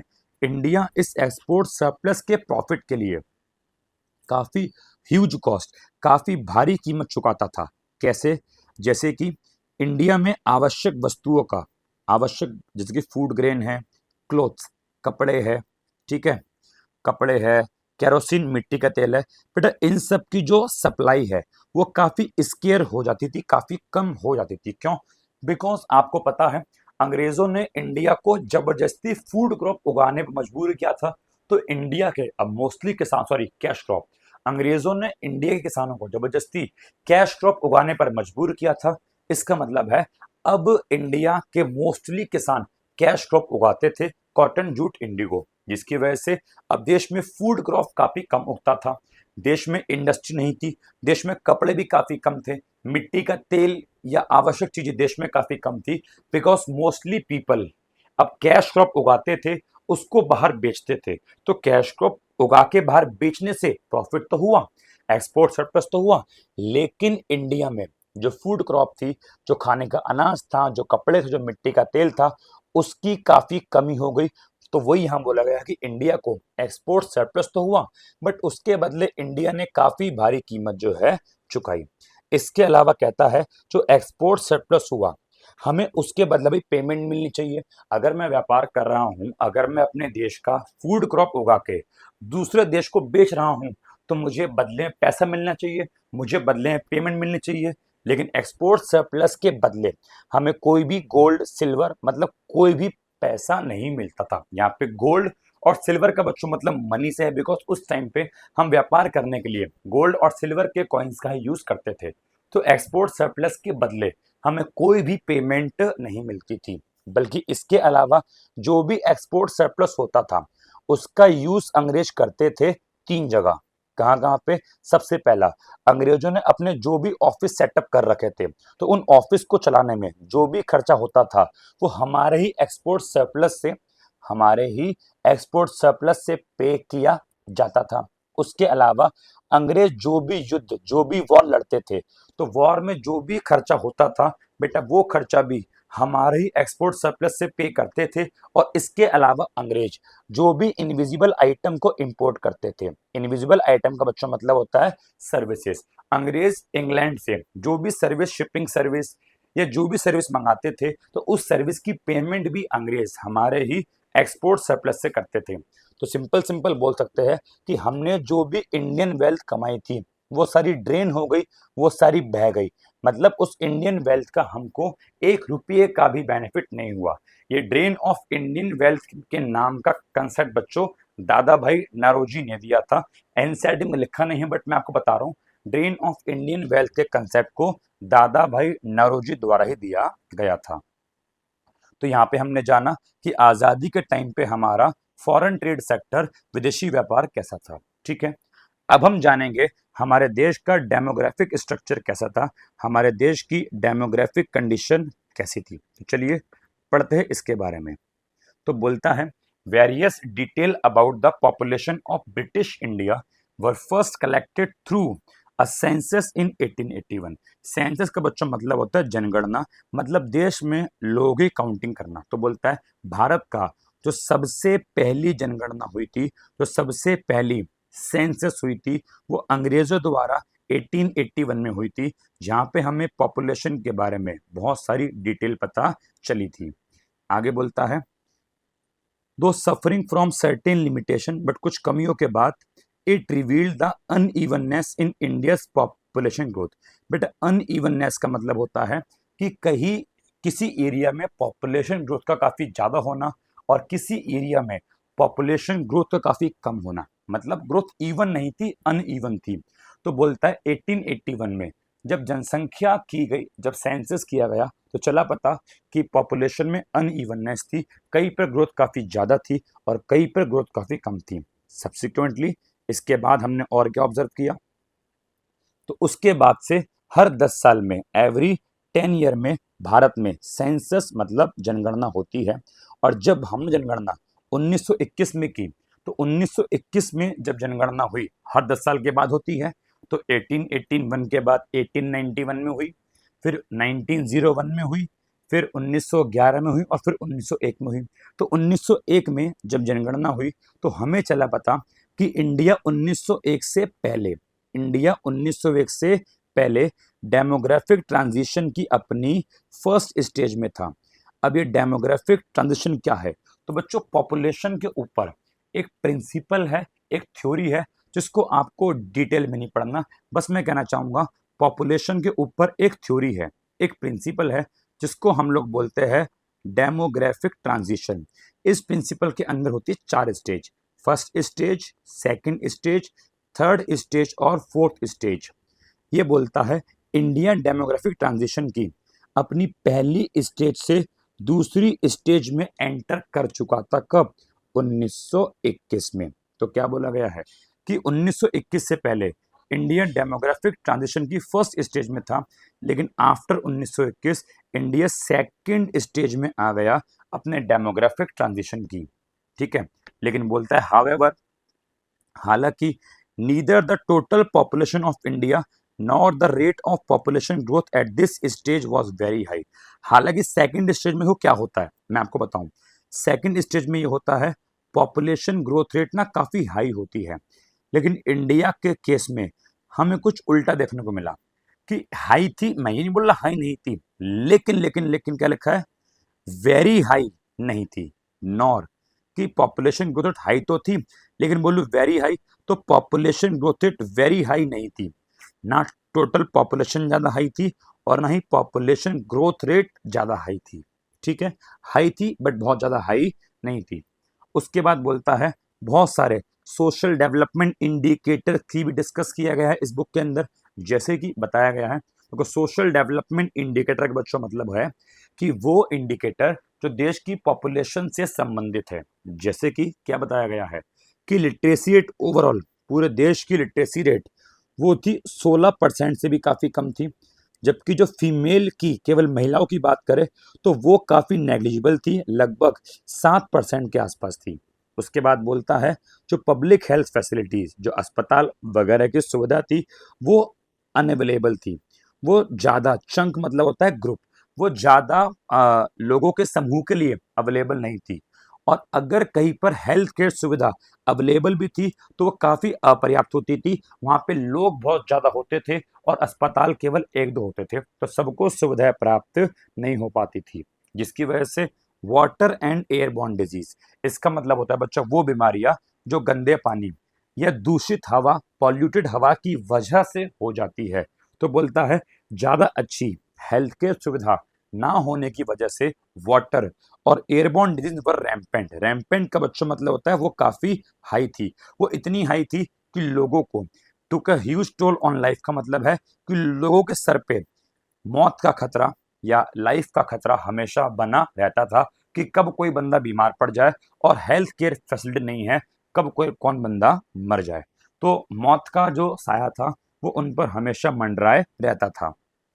आगे बोलता है कि कोई नो वंडर, कोई चौंकाने वाली बात नहीं है, उस समय जो ओवरऑल मॉर्टेलिटी रेट, मृत्यु दर जिसको हम लोग डेथ रेट भी कहते हैं, जो डेथ रेट थी वो भी काफी हाई थी। समझ में आ गया?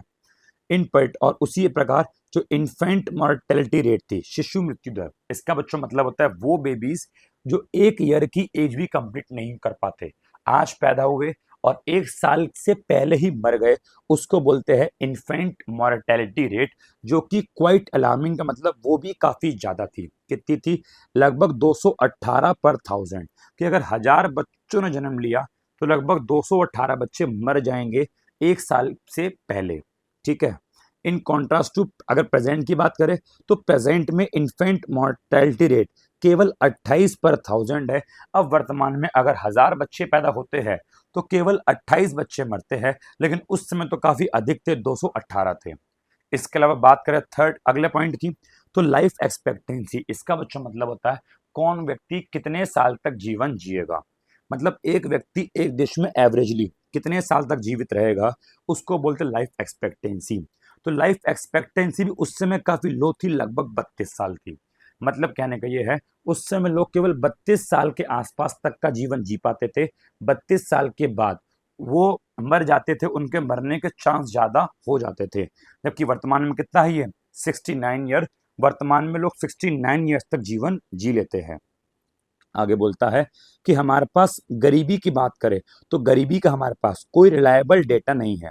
गरीबी का हमारे पास कि आज़ादी के टाइम पे या अंग्रेजों के टाइम पे गरीबी कैसी थी, हमारे पास उसके लिए कोई विश्वसनीय आंकड़े नहीं है। लेकिन हाँ, इतना तो पता है कि उस समय जो गरीबी थी, कोई डाउट वाली बात नहीं है, उस समय जो गरीबी थी वो काफ़ी एक्सटेंसिव थी, काफ़ी हाई थी इंडिया के अंदर। ऑब्वियस ही बात है, ये तो है नहीं कि अंग्रेजों के टाइम पे बहुत अमीरी होगी। तो हम पे भले ही आंकड़े नहीं है, बट इस बात का हम अंदाजा लगा सकते हैं कि कॉलोनियल पीरियड के समय, अंग्रेजों के शासन के समय जो पॉवर्टी थी वो काफी एक्सटेंसिव थी, वो काफी ज्यादा थी। इतनी ज्यादा थी कि उस समय जो पॉपुलेशन की, हमारी इंडिया की जो पॉपुलेशन की प्रोफाइल थी, मतलब जो स्थिति थी, वो काफी वर्सनिंग थी। वर्सनिंग मतलब बद से बदतर थी। मतलब हम एक्सप्लेन भी नहीं कर सकते कि उस समय भारत के लोग किस हालात में जीवन जीते थे, बिकॉज गरीबी काफी ज्यादा थी। तो ये हमने पढ़ा डेमोग्राफिक स्ट्रक्चर के बारे में। अब हम नेक्स्ट टॉपिक पढ़ते हैं जहां हम बात करेंगे कि अंग्रेजों के टाइम पे भारत का ऑक्यूपेशनल स्ट्रक्चर कैसा था। चलिए अब हम इसके बारे में जानने का प्रयास करते हैं।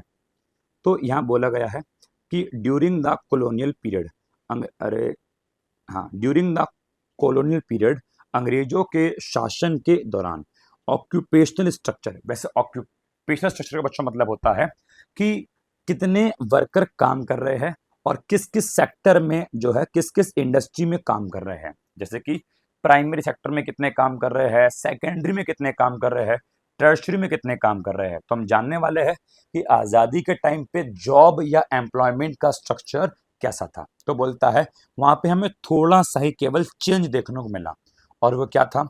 The agriculture sector accounted for the largest share of workforce.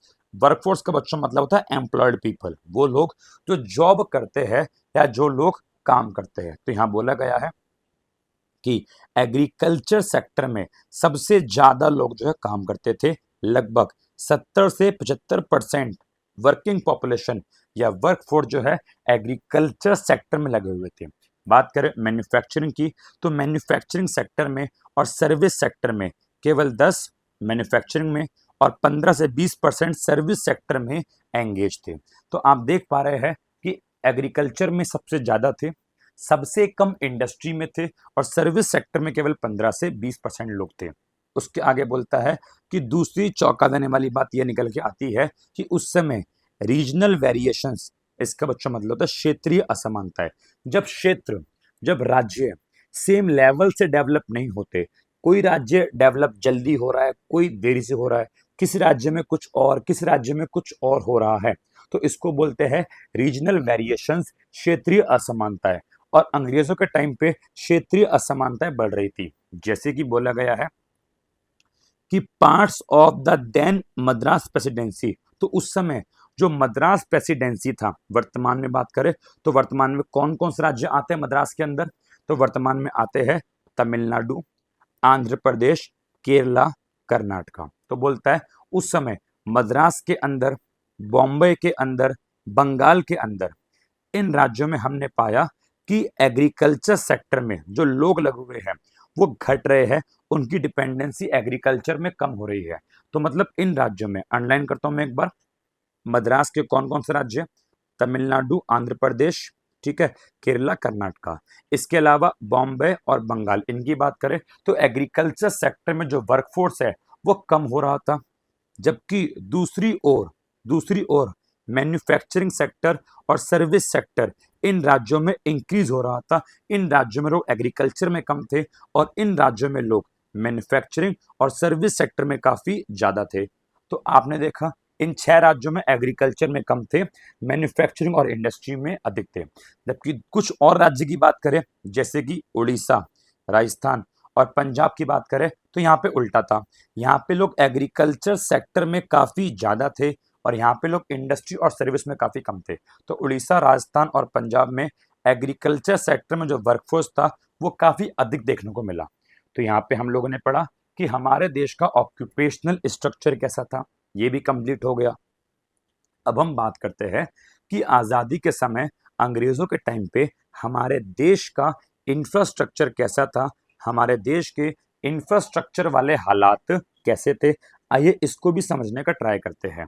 तो यहाँ क्या बोला गया है कि अंडर द कॉलोनियल रेजिमी, मतलब अंग्रेजों के शासन के दौरान जो बेसिक इंफ्रास्ट्रक्चर था, जैसे कि रेलवे है, पोर्ट बंदरगाह है, वाटर ट्रांसपोर्ट है, पोस्ट है, ठीक है, इसके अलावा जो टेलीग्राफ है, ये डेवलप हुए। मतलब अंग्रेजों ने रेलवे को, रोड को, बंदरगाह को, पोस्ट को, टेलीग्राफ को डेवलप तो किया, लेकिन हालांकि the real motive behind this development was not to provide basic amenities to the people but to subserve various colonial interest. लेकिन ये बोलता है कि इन बेसिक एमेनिटीज को प्रोवाइड करने का पर्पस ये नहीं था कि हम जो है इंडिया के लोगों को, भारत के लोगों को ये प्रोवाइड कर रहे हैं, इंडिया के डेवलपमेंट से इसका कोई संबंध नहीं था। अंग्रेज सरकार इसको केवल अपने इंटरेस्ट के लिए, अपने फायदे के लिए लाए थे।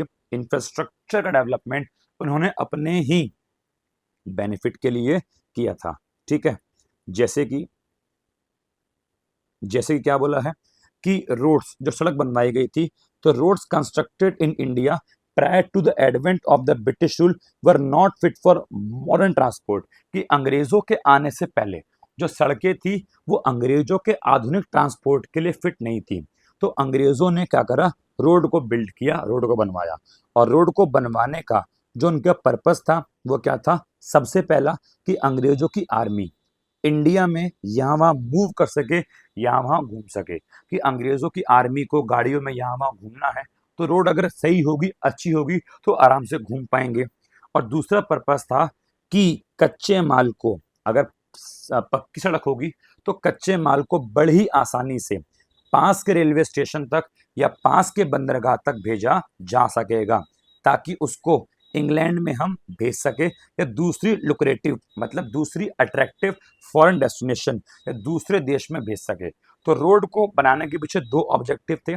सबसे पहला, अंग्रेजों की जो आर्मी है यहाँ वहाँ मूव कर सके, और दूसरा जो कच्चे माल है वो कंट्री साइड का बच्चों मतलब है कि देश के बॉर्डर की तरफ जहाँ पे रेलवे है या जहाँ पे पोर्ट है, तो पास के रेलवे स्टेशन तक या पास के बंदरगाह तक भेज सके, ताकि उसको इंग्लैंड भेजे या दूसरे देश हम जो है उस कच्चे माल को भेज सके, इसलिए सड़क को बनवाया गया।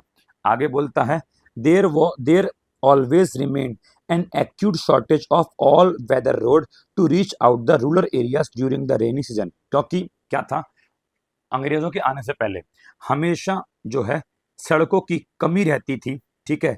रेनी सीजन में तो मुश्किल होती थी कि बारिश हो गई, गड्ढे हो गए, पानी भर गया, ठीक है, तो जो है कच्चा माल नहीं पहुंच पाता था।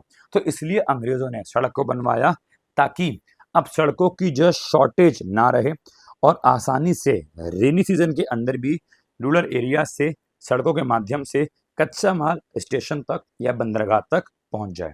आगे बोलता है naturally therefore people mostly living in these areas suffered grievously during natural calamity and famine। ये अलग पॉइंट बोलता है। ये बोलता है कि इन गांवों में जो लोग रहते थे वो हमेशा भुखमरी का या प्राकृतिक आपदा का सामना करते रहते थे, ठीक है।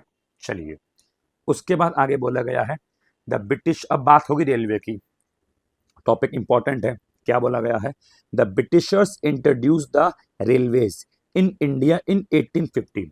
अंग्रेजों ने 1850 में इंडिया में रेलवे को इंट्रोड्यूस किया और ये अंग्रेजों का अब तक का सबसे ज्यादा मोस्ट इंपॉर्टेंट कंट्रीब्यूशन माना जाता है।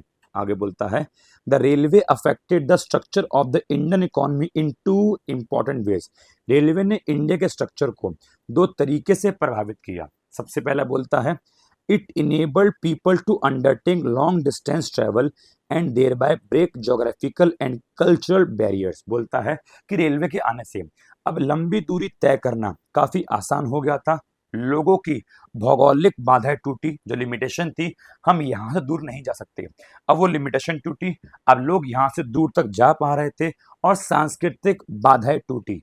पहले हम केवल एक ही एरिया में रहते थे और केवल हमें अपनी संस्कृति के बारे में पता होता था, लेकिन रेलवे के माध्यम से हम जब अलग अलग राज्य गए तो भारत की अलग अलग संस्कृतियों के बारे में हमको चला पता कि कुछ लोग गुजराती भी होते हैं, कुछ लोग राजस्थानी भी होते हैं, कुछ लोग तमिल के भी होते हैं, तो अलग अलग संस्कृति के बारे में हमें रेलवे के माध्यम से पता चला। तो पहला पॉइंट तो ये हो गया। सेकंड पॉइंट बोलता है ऑन द अदर हैंड, दूसरी ओर it fostered commercialization of Indian agriculture, कि रेलवे के आने से इंडियन एग्रीकल्चर कृषि का व्यापार बढ़ गया। क्यों?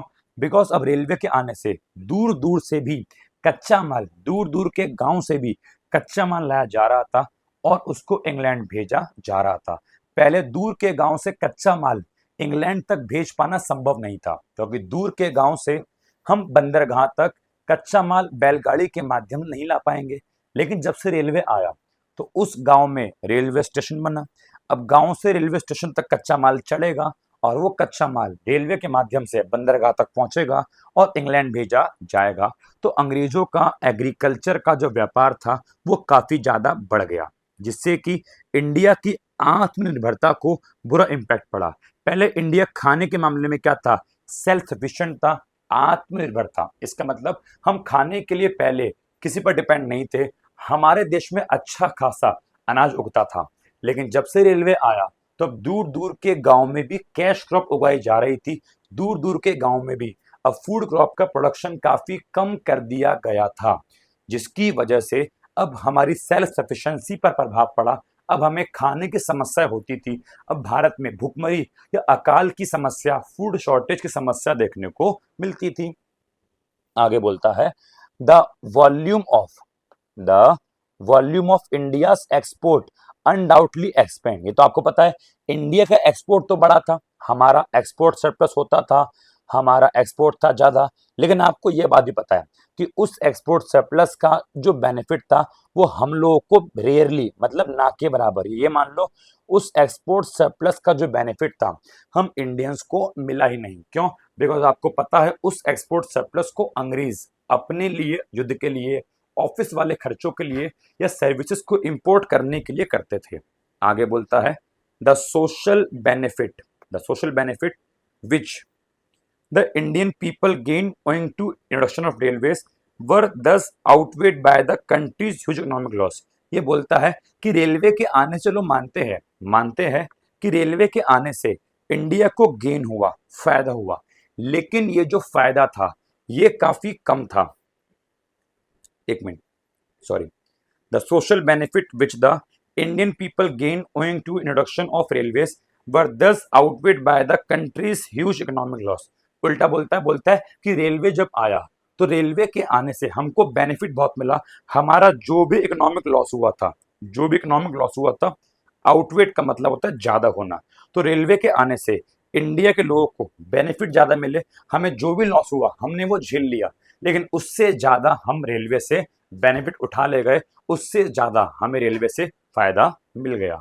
आगे बोलता है along with the development of road and railway. अब बोलता है रोड एंड रेलवे के डेवलपमेंट के अलावा अंग्रेज सरकार ने कुछ कदम उठाए थे, वो भारत में इनलैंड ट्रेड और सी लेन को डेवलप कर सके। इनलैंड ट्रेड और सी लेन का बच्चों मतलब है अंग्रेज सरकार भारत के अंदर अब शिप को चलाना चाहते थे। शिप आपको पता है, शिप चलते हैं सागर में, महासागर में, समंदर में। नदियों में शिप का चलना मुश्किल होता है, बिकॉज नदियों में कभी कभार आगे चल के रास्ता काफी पतला आता है जहां पे शिप चल नहीं पाती। लेकिन अंग्रेज चाहते थे हम इंडिया की नदियों में, इंडिया के अंदर भी शिप को चलाए, और उन्होंने इसको चलाने के लिए कुछ कदम भी उठाए। लेकिन जो उनके कदम थे फार फ्रॉम सेटिस्फैक्ट्री, मतलब उनको उससे सेटिस्फैक्शन नहीं मिली। उन्होंने जो स्टेप उठाए उनको उससे इतना मजा नहीं आया। The inland waterways at times, कि कई बार इनलैंड वाटरवेज जो है अनइकोनॉमिकल, मतलब होता है महंगा, कई बार काफी महंगा साबित हुआ। मतलब खर्चा काफी ज्यादा हो रहा था, बट उससे उतना बेनिफिट नहीं मिल रहा था। यहाँ पे एग्जाम्पल भी दिया गया है कि उड़ीसा के कोस्ट पर, उड़ीसा के तट पर अंग्रेजों ने एक कोस्ट कैनाल का निर्माण किया। अंग्रेजों ने एक नहर बनाई जहां पे अंग्रेज चाहते थे हम शिप को चलाए। जब अंग्रेजों ने वहां पे शिप को चलाया, पहली बात, जब वो नहर बनी थी तो काफी ह्यूज कॉस्ट पर बनी थी, उस नहर को बनने में काफी खर्चा आया था। ठीक है, आगे बोलता है लेकिन वो जो नहर थी वो रेलवे से कंपीट नहीं कर पाई। जो नहर थी या जो शिप था वो रेलवे के सामने कंपीट नहीं कर पाया। भाई रेलवे एक फास्ट और एक सस्ता ट्रांसपोर्ट है, जबकि समंदर में शिप को चलाना थोड़ा स्लो ट्रांसपोर्ट है और थोड़ा खर्चीला है। जिसकी वजह से क्या हो गया, जिसकी वजह से क्या हो गया कि अंग्रेजों ने उसको बंद ही कर दिया। बोलता है जब रेलवे कैनाल के चली पैरेलल की नहर है और नहर के बगल में ही रेलवे की पटरी बिछी हुई है, जब रेलवे कैनाल के चलाई पैरेलल तो चला पता कि नहीं भाई रेलवे ज्यादा फास्ट है, रेलवे ज्यादा अच्छी है। जिसकी वजह से क्या हो गया, अंग्रेजों ने उस कैनाल को हमेशा के लिए बंद ही कर दिया कि नहीं, हम इंडिया में केवल रेलवे चलाएंगे, हम इंडिया में चाह कर भी अपने शिप को चला नहीं सकते। उसके बाद बोलता है रेलवे के अलावा या शिप के अलावा बोलता है अंग्रेजों ने काफी महंगा इलेक्ट्रिक टेलीग्राफ सिस्टम भी इंडिया में इंट्रोड्यूस किया। ठीक है, सिमिलरली अंग्रेजों ने इंडिया में पोस्टल सर्विस भी इंट्रोड्यूस करी। अच्छा, अगर हम पूछे कि ये टेलीग्राफ लाने का पर्पस क्या था, तो इसका पर्पस था मेंटेनिंग लॉ एंड ऑर्डर। अंग्रेज सरकार भारत में लॉ एंड ऑर्डर मेंटेन करना चाहती थी, जिसकी वजह से अंग्रेज सरकार इंडिया में टेलीग्राफ लेकर आई, ताकि समय पर ही, ताकि समय समय पर जो है अपने दूसरे अंग्रेजी ऑफिसर्स को सूचना देती रहे कि किस क्षेत्र में क्या चल रहा है, किस क्षेत्र में क्या हो रहा है। उसके बाद बोलता है कि पोस्टल सर्विस भी लाई गई। ठीक है, जो कि पब्लिक पर्पस, जनता के लिए काफी यूजफुल थी, लेकिन ये अपर्याप्त थी। अपर्याप्त क्यों थी? बिकॉज पोस्टल सर्विस में आप समझ सकते हो जो डाकिया होते हैं, जो पोस्टमैन होते हैं, उनका पढ़ा लिखा होना काफी आवश्यक होता है, तभी वो सही खत पर, सही एड्रेस पर खत पहुंचा पाएंगे। और उस समय इंडिया में पढ़े लिखे लोग काफी कम थे, जिसकी वजह से जो पोस्टल सर्विस थी इंडिया में काफी कम थी। समझ में आ गया आपको? और उसके बाद अब लास्ट टॉपिक, कि हमने जो भी पूरा चैप्टर पढ़ा, इस चैप्टर का हमें कंक्लूजन क्या देखने को मिला। तो बोलता है कि बाय द टाइम, समय के साथ साथ इंडिया को आजादी भी मिल गई, लेकिन 2 शताब्दी तक, 2 वर्षों, 200 साल तक अंग्रेज सरकार इंडिया में थे। ठीक है, अंग्रेज सरकार इंडिया में थी, जिसकी वजह से इंडिया को वो तो मिली आजादी, लेकिन आजादी मिलने के साथ साथ मैं अपनी तरफ से कहना चाहूंगा जो अंग्रेजों का प्रभाव था वो आजादी मिलने के कई वर्षों तक इंडिया पे रहा। क्योंकि ऐसा नहीं था अंग्रेज चले गए तो सब कुछ आज से ठीक हो गया। अंग्रेजों की जो क्रूरता थी, जो उनका बिहेवियर था, जो उनका प्रभाव था, वो आजादी के होने के कई वर्षों तक भी इंडिया को फेस करना पड़ा। आगे बोलता है कि the agriculture sector was already settled with surplus labor and extremely low productivity। अब हम यहाँ पे, मैं आपको बताऊं हम क्या बात कर रहे हैं। अब हम पढ़ रहे कंक्लूजन, कि आपने जो भी पूरा चैप्टर पढ़ा, इसका निष्कर्ष क्या निकला, आपने किस किस टॉपिक में क्या पढ़ा। तो हमने पढ़ा कि जो एग्रीकल्चर सेक्टर था ऑलरेडी सेटल्ड मीन्स भरा हुआ। तो एग्रीकल्चर सेक्टर में काफी सरप्लस लेबर थी, काफी ज्यादा लेबर थी। एग्रीकल्चर सेक्टर ओवर क्राउडेड था, हमको पता है अंग्रेज के टाइम पे एग्रीकल्चर सेक्टर की प्रोडक्टिविटी भी काफी कम थी, हमको पता है। उसके बाद बोलता है जो इंडस्ट्रियल सेक्टर था वो रो रहा था। इंडस्ट्रियल सेक्टर को मॉडर्नाइजेशन की नीड थी। डाइवर्सिफिकेशन का मतलब होता है अलग अलग क्षेत्र में आगे बढ़ना। आपको पता है अंग्रेजों के टाइम पे हम अलग अलग क्षेत्रों में नहीं थे, हम cotton, jute, sugar, paper, cement यहाँ तक ही सीमित थे। ठीक है, तो अब इंडस्ट्री को मॉडर्नाइजेशन की नीड थी, डाइवर्सिफिकेशन, अलग अलग सेक्टर में आगे बढ़ने की नीड थी, कैपेसिटी बिल्डिंग, इंडस्ट्री की कैपेसिटी बढ़ाने की नीड थी, इंक्रीज पब्लिक इन्वेस्टमेंट, और सरकार को भी इंडस्ट्री पे खर्चा करने की नीड थी। उसके बाद बोलता है जो हमारा फॉरेन ट्रेड था was oriented to feed the industrial revolution in Britain. जो हमारा फॉरेन ट्रेड था वो ब्रिटेन की इंडस्ट्री के लिए बना हुआ था। हम जो भी प्रोडक्शन करते थे, जो भी हम कच्चा माल उगाते थे, वो ब्रिटेन की इंडस्ट्री को, फीड का मतलब होता है खाना खिलाना, ये मान लीजिए कहना चाह रहा है कि हम ब्रिटेन की इंडस्ट्रीज को खाना खिलाते थे, हम ब्रिटेन की इंडस्ट्रीज को कच्चा माल प्रोवाइड करते थे। तो हमारा फॉरेन ट्रेड, विदेशी व्यापार उसी लेवल तक सीमित था। आगे बोलता है जो इंफ्रास्ट्रक्चर की सुविधाएं थी, रेलवे नेटवर्क जो हमारा था उसको अपग्रेडेशन की नीड थी, एक्सपेंशन की नीड थी, पब्लिक ओरिएंटेशन मतलब पब्लिक तक उनको पहुंचने की नीड थी। इंफ्रास्ट्रक्चर जनता तक काफी कम था, जनता को इंफ्रास्ट्रक्चर की सुविधाएं नहीं थी। आगे बोलता है प्रेवलेंस ऑफ रैम्पेंट पॉवर्टी, इसके अलावा बहुत अधिक मात्रा में गरीबी भी थी, अनएम्प्लॉयमेंट बेरोजगारी भी थी, जिसकी वजह से क्या थी, हमको वेलफेयर ओरिएंटेशन की नीड थी, मतलब जनता के कल्याण की नीड थी, जनता के लिए रोजगार बढ़ाने की नीड थी, जनता के लिए गरीबी कम करने की नीड थी। तो इन अ नटशेल हम सिंपल सिंपल शब्द में बोले, the social and economic challenges before the country were enormous, कि अंग्रेजों के टाइम पे भारत के सामने जो सामाजिक और जो आर्थिक समस्याएं थी वर वेरी इनॉर्मस। इनॉर्मस का मतलब काफी बिग थी। और इस पैराग्राफ में आपने पढ़ा कि वो क्या क्या समस्याएं थी, समझ में आ गया। तो यहाँ पे आप देख सकते हैं कि हमने पूरा का पूरा जो है चैप्टर पढ़ लिया। हाँ, आप यहाँ पे देखेंगे तो बीच बीच में कुछ बॉक्स आते हैं। अच्छा, कुछ कुछ जो बीच की बातें रह गई है उन्हें भी कवर कर लेते हैं। जैसे कि पिक्चर, कि टाटा एयरलाइन ने जो है इंडिया का सबसे पहला प्लेन उड़ाया था 1932 में। पेपर में आएगा तो बोल देना कि इंडिया का सबसे पहला प्लेन टाटा एंड सेंस द्वारा 1932 में उड़ाया गया था। उन्होंने ही इंडिया में एविएशन सेक्टर की शुरुआत की थी। उसके अलावा बोलता है जो पहला रेलवे ब्रिज था वो बॉम्बे से थाने के बीच बना था और 1854 में बना था। ठीक है, उसके बाद बोलता है कि a large section of India's population did not have basic need such as housing. अंग्रेजों के टाइम पे बहुत सारे लोगों के पास बेसिक नीड नहीं थी, जैसे कि खुद का मकान नहीं था, झुग्गी झोपड़ियों में टेंट बना के जो है हम लोग रहते थे। स्वेज कैनाल की बात की जाए तो देखो, आपको उसमें ज़्यादा नहीं पढ़ना, अगर आप चाहो तो हम पढ़ लेते हैं कि स्वेज कैनाल एक आर्टिफिशियल वाटरवे, मतलब मनुष्य द्वारा बनाया गया ही एक जलमार्ग है जो नॉर्थ से साउथ की ओर बहता है, चलता है। ठीक है, ये बोलता है ये पोर्ट सेड को, एक जगह है पोर्ट सेड को मेडिटेरियन सी से और गल्फ ऑफ सुएज को आपस में जोड़ता है और रेड सी तक जाता है। ठीक है, ये सारी बातें जो है मैप के अकॉर्डिंग बोली गई है कि ये पोर्ट सेड को, मेडिटेरियन सी को, गल्फ ऑफ सुएज को और रेड सी को आपस में जो है जोड़ता है। ये जो कैनाल है एक डायरेक्ट रूट प्रोवाइड करता है शिप्स के लिए, जो कि यूरोपियन कंट्रीज या अमेरिकन पोर्ट, ठीक है, या साउथ एशिया में जो पोर्ट थे या ईस्ट अफ्रीका में जो पोर्ट थे और ओशिनिया में जो पोर्ट्स थे, ठीक है, ये आराम से सेल कर सके। इनकी जो शिप है, जो भी मैंने नाम बोले, यूरोप के, अमेरिकन पोर्ट के, साउथ एशिया के, ईस्ट अफ्रीका के, जो इनकी शिप है वो अफ्रीका की तरफ से अब इनको घूम के जाने की नीड नहीं है, अब ये आसानी से बीच में से घूमकर भी जा सकते हैं।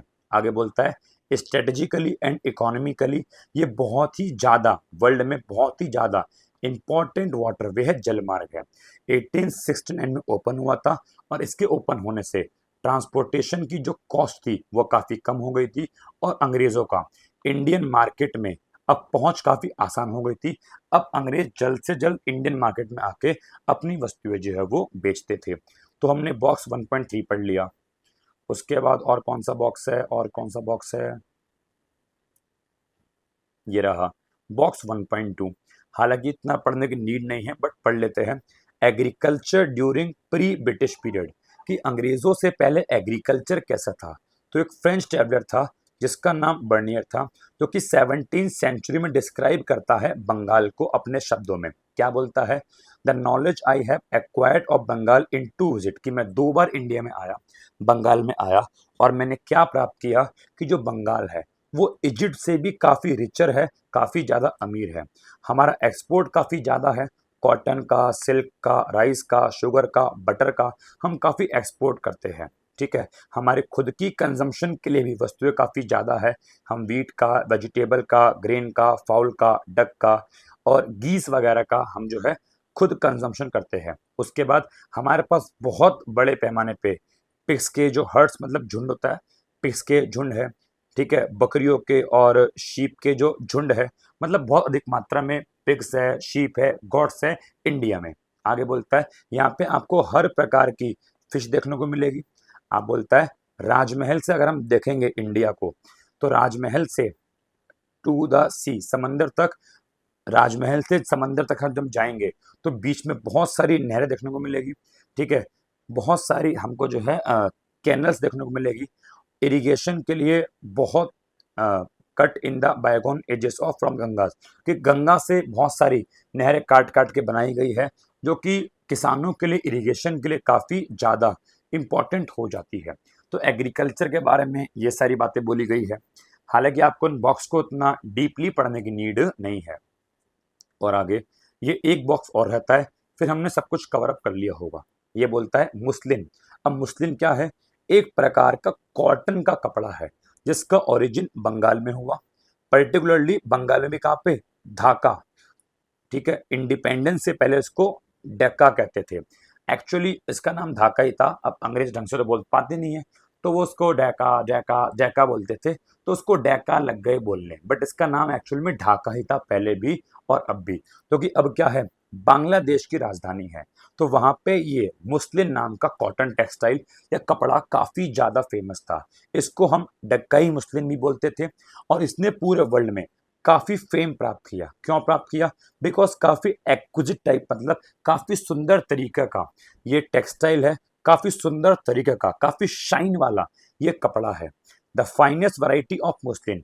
मैं आपको बताऊं, आपने कभी देखो रेशम का कपड़ा या जो शाइनिंग वाला काफी कपड़ा होता है, जिसको आप लोग मलमल बोलते हो या रेशम वगैरह बोलते हो, पार्टी वियर वाले ड्रेस में वो काफी यूज होता है, उसी की यहाँ बात की जा रही है।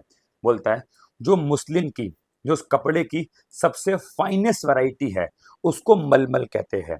समटाइम फॉरेन ट्रैवल जो है इसको मलमल शाही या मलमल खास बोलते थे, जो दर्शाता है कि इसको रॉयल लोगों द्वारा, राजा द्वारा ही पहना जाएगा और उन्हीं के लिए ये फिट है, उन्हीं के लिए ये बेहतरीन है। तो यहाँ पे टेक्सटाइल इंडस्ट्री की हमने बंगाल में बात भी कर ली। तो हमारा चैप्टर नंबर 1 हमने हर एक चीज लाइन बाय लाइन पढ़ी और अच्छे से कवर अप हो चुका है। तो होपफुली आपको वीडियो पसंद आई होगी। अगर आपको वीडियो पसंद आई तो प्लीज़ हमारे यूट्यूब चैनल को सब्सक्राइब कीजिए, ताकि हम आपको ऐसे ही आगे पूरी की पूरी इंडियन इकोनॉमी की line by line reading provide कर सके। ठीक है, तो चलिए आज के लिए इतना काफ़ी है। Thank you so much guys.